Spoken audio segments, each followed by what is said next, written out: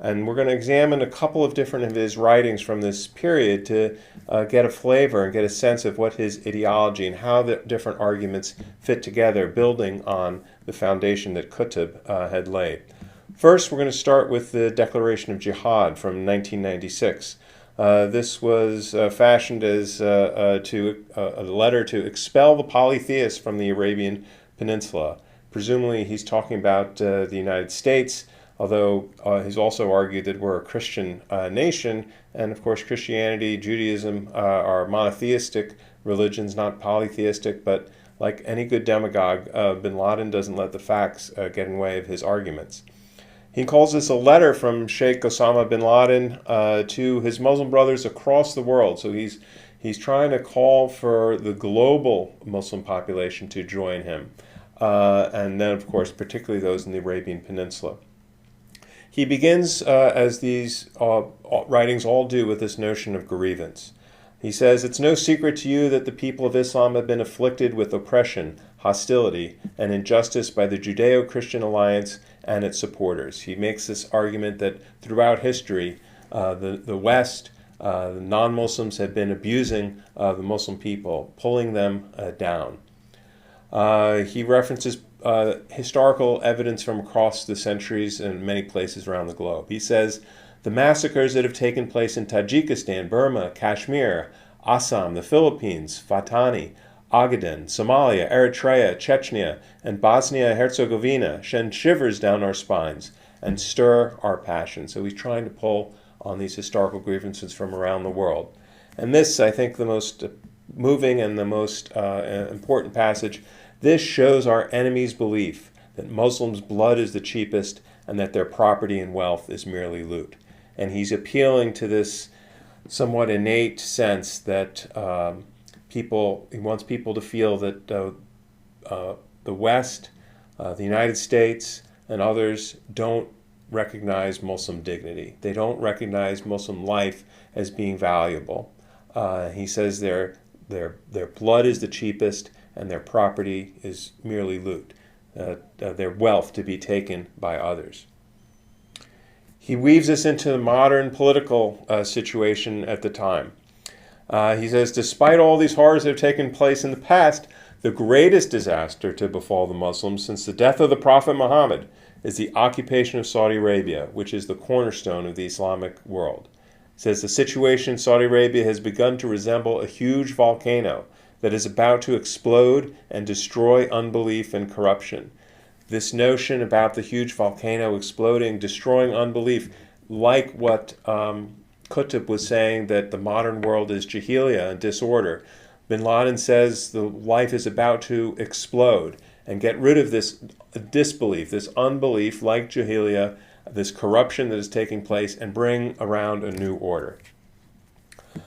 He also weaves in a notion of economic grievance, somewhat clumsily. Later in his writings, he talks more specifically about the evils of globalization and the modern world. But here he says people are struggling with the basics of everyday life. And everyone talks frankly about economic recession, price inflation, mounting debts, and prison overcrowding. I'm not sure what prison overcrowding has to do with it, but he's appealing to a populism on an economic basis.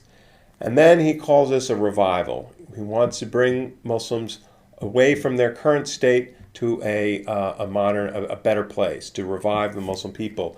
We need to study the appropriate paths to take in order to restore things to good order and restore to the people their rights after considerable damage and harm has been inflicted on their life and religion. So he wants to recapture the glories of the Muslim past.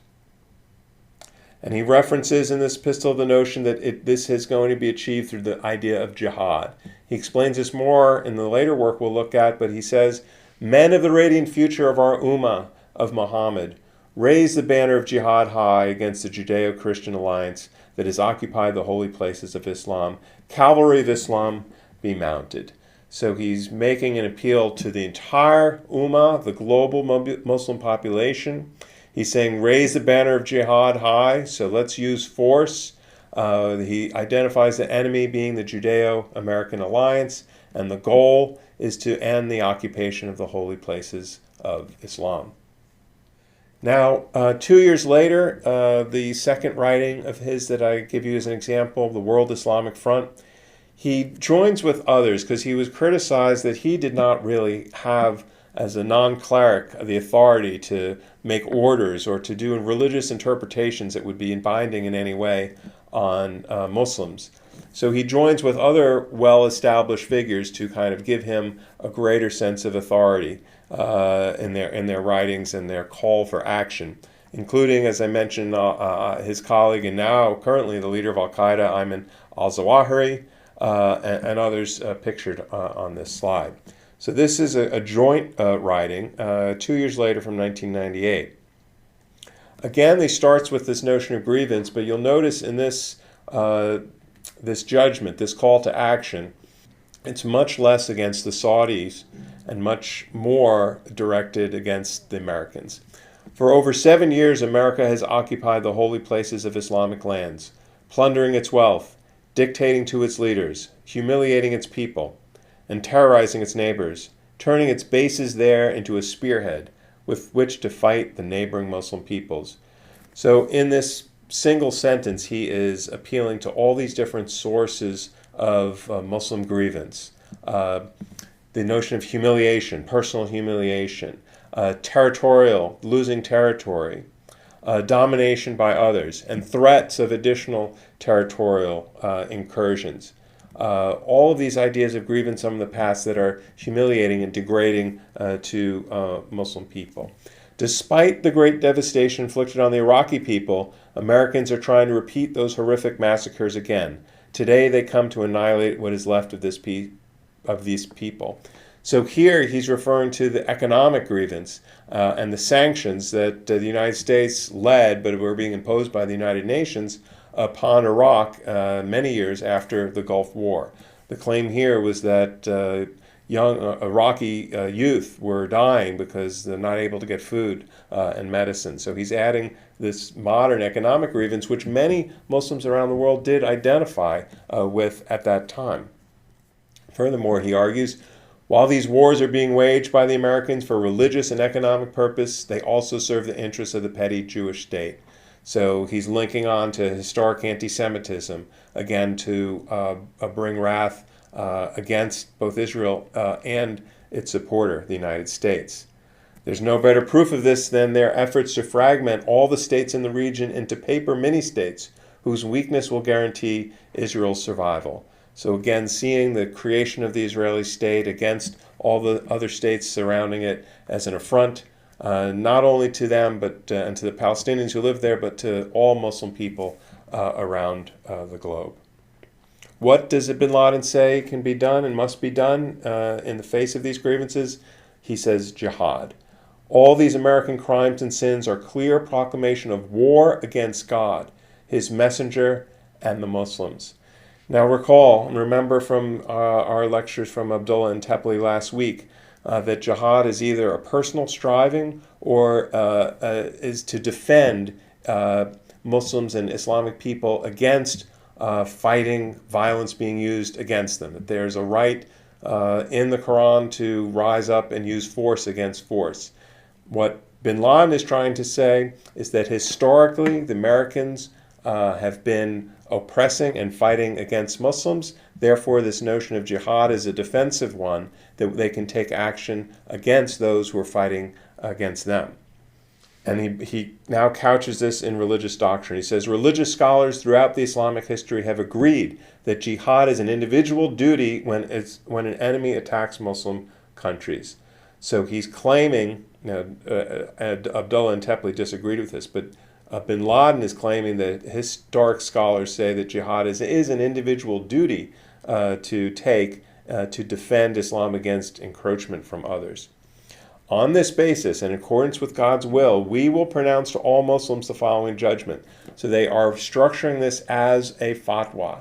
Although they use judgment, not decree, the word judgment, not decree, still they're trying to fashion this as a religiously binding edict upon all other Muslims.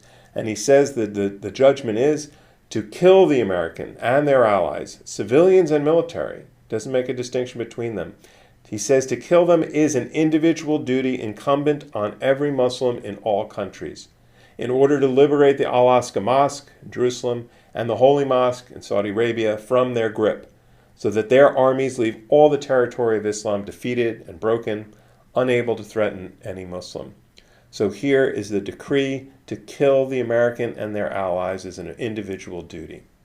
Then in the end, he appeals to this notion of martyrdom. He says, wants everyone to take up the notion of killing Americans, military and civilian. What will happen? You'll be rewarded in the future. We call on everyone who believes in God and wants reward to comply with his will to kill the Americans and seize their money wherever and whenever they may find them.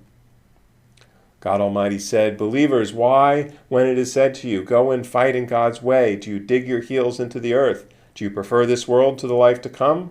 How small the enjoyment of this world is compared with the life to come. And he cites here a reference to the Quran. Of course, the Quran was not talking about killing civilians in this instance, but Bin Laden uses religion, uses passages from the Quran selectively to try to make the argument that martyrdom in the name of his jihad, the jihad against the Americans and the killing of civilians, is justified and will lead to a holy reward in the future.